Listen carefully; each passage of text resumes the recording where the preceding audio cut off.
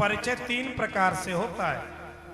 एक तो ऐसा स्वरूप परिचय, सामने वाला दिखता कैसा है, मोटा है, पतला है, ठिगना है, लंबा है, दिखने में कैसा है, उसका रूप कैसा है। दूसरा होता है क्रिया परिचय, वो करता क्या है। जैसे उदाहरण के लिए आप किसी व्यक्ति के बारे में बात करें तो पहले पूछेंगे उसका नाम क्या है, कैसा है वो, फिर पता चल जाएगा कि वो ऐसा, फिर पूछेंगे करते क्या है, क्रिया परिचय। और तीसरा होता है स्वभाव परिचय। तो भगवान का स्वरूप परिचय, भगवान कैसे हैं, तो कहते हैं सच्चिदानंद रूपाय, भगवान सच्चिदानंद स्वरूप हैं। अब सच्चिदानंद किसे कहते हैं, तो सत, चित और आनंद, ये तीन को मिला के सच्चिदानंद होता है। तब आप विचार करें ये सत्य क्या है, जो तीनों कालों में सत्य है, सत्य था, सत्य है और आगे भी सत्य रहेगा। त्रिकाला बाधित जो सत्य है उसे हम कहते हैं सत्य। और ऐसा कौन है, केवल परमात्मा श्री कृष्ण, वही तो सत्य है। ये संसार जो हमें दिख रहा है ये सत्य नहीं है। ब्रह्म सत्यम जगत मिथ्या, वह कन्हैया सत्य है, वह श्री कृष्ण सत्य है, बाकी संसार तो असत्य है। तो सत माने श्री कृष्ण। तो दूसरा है चित। चित किसे कहते हैं, चित माने प्रकाश। हमें कोई पुस्तक पढ़नी हो तो प्रकाश की आवश्यकता होती है। अंधेरे कमरे में बैठ जाए तो हमें एक अक्षर दिखाई नहीं देता। लेकिन जिन्हें प्रकाश की आवश्यकता नहीं, बल्कि अपने प्रकाश से सारे संसार को प्रकाशित कर रहे हैं, उसे हम कहते हैं चित। और वो कौन है, वो भी परमात्मा श्री कृष्ण। उन्हीं के प्रकाश से तो ये जगत प्रकाशित हो रहा है। तो सत माने श्री कृष्ण और चित माने श्री कृष्ण। और तीसरी बात है आनंद की। ये आनंद क्या है, आनंद भी श्री कृष्ण ही है। रामचरितमानस में जब नामकरण संस्कार किया है ना राम जी का, तो गुरु वशिष्ठ ने नामकरण करते हुए कहा है, जो आनंद सिंधु सुख राशि सीकर ते त्रैलोक सुपासी। जो आनंद का सागर है,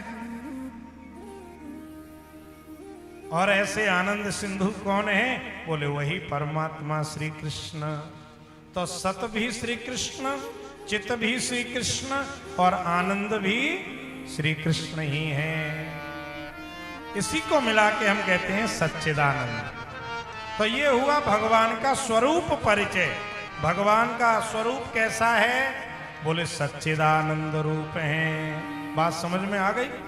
भगवान का रूप कैसा है, अगर कोई आपसे पूछेगा भाई भगवान का स्वरूप कैसा है, तो आप कह सकते हैं सच्चिदानंद रूप है। वो है सत है, चित है और आनंद है। बोलिए सच्चिदानंद भगवान की जय हो। ये बात समझ में आई। अब आगे बढ़ते हैं। क्रिया परिचय, भगवान करते क्या है। अब आप सोचेंगे ये भगवान के परिचय की जरूरत क्या है हमें। अरे भाई जरूरत कैसे नहीं है। दोपहर की नींद खराब करोगे, 4-4 घंटे यहाँ बैठोगे जमीन पे, है? इतनी गर्मी में, तो कम से कम पता तो हो कि जिस भगवान की हम कथा सुनने के लिए बैठ रहे हैं, आखिर वो भगवान है कैसा। तो सच्चिदानंद रूप है। और प्रश्न उठा करते क्या है, तो विश्वोत्पत्त्यादि हे, वो इस जगत की उत्पत्ति करते हैं, पालन करते हैं और संहार कर देते हैं। यही तो भगवान का काम है। संसार को बनाते हैं, इसका भरण पोषण करते हैं और बाद में संहार कर देते हैं। ये क्रिया है भगवान की। तो अब तीसरा परिचय, स्वभाव परिचय। भगवान का स्वभाव कैसा है। एक निवेदन करें, स्वभाव से जरूर परिचित होना चाहिए। आप किसी व्यक्ति के संपर्क में आए और उसके स्वभाव का पता नहीं हो, तो आप उसके साथ खुल के व्यवहार नहीं कर पाओगे। मन में लगेगा पता नहीं कैसा स्वभाव है इसका, हम इसको कुछ कहें और इसको बुरा लग जाए, तो थोड़ा संकोच होता है ना बात करने में।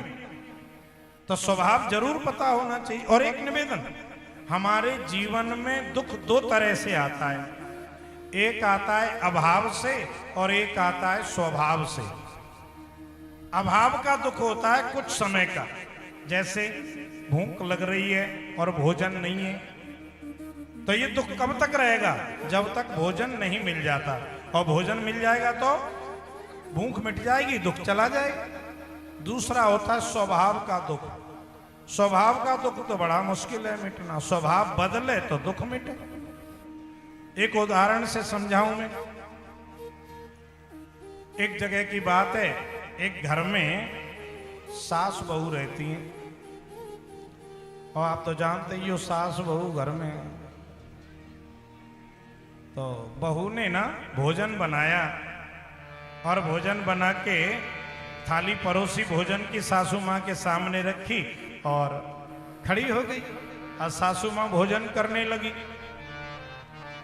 अच्छा, जो जिसने भोजन बनाया है वो भोजन के बारे में थोड़ा कुछ सुनना चाहता है कि कैसा बनाए, थोड़ी प्रशंसा तो चाहिए। बेचारे ने 2 घंटे लगाए, पसीना बहाया है, तो कुछ तो बोलो, दाल कैसी है, नमक मसाला बराबर है कि नहीं।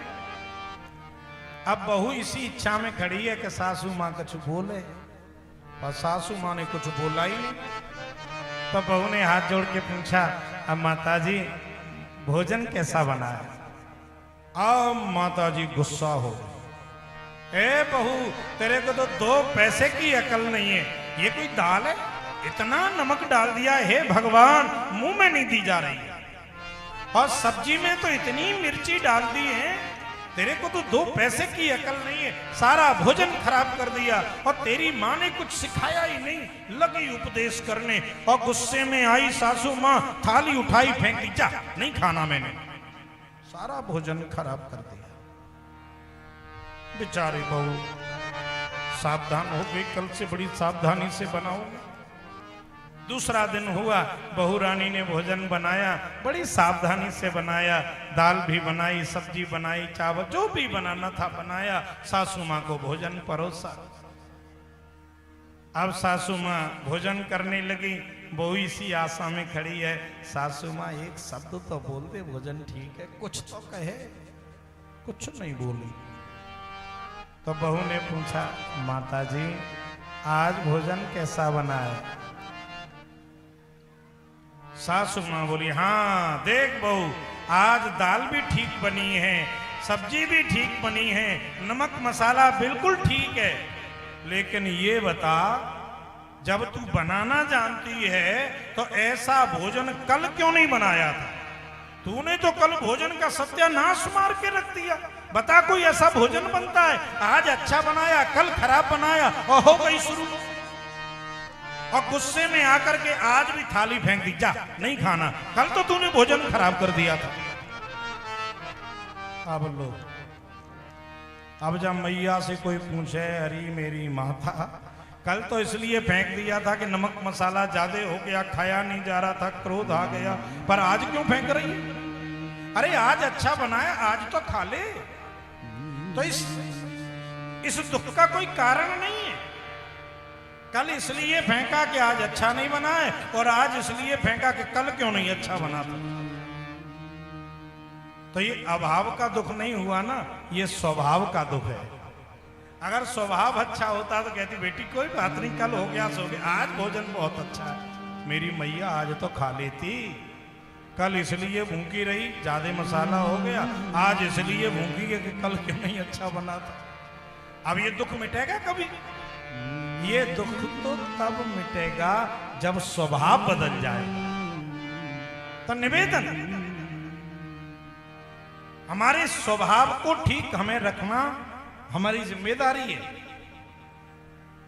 जरा जरा सी बातों पर हम शिकायत करने लग जाते हैं, और कथा हम सुने तो शिकायत चित्त को विराम लग जाना चाहिए।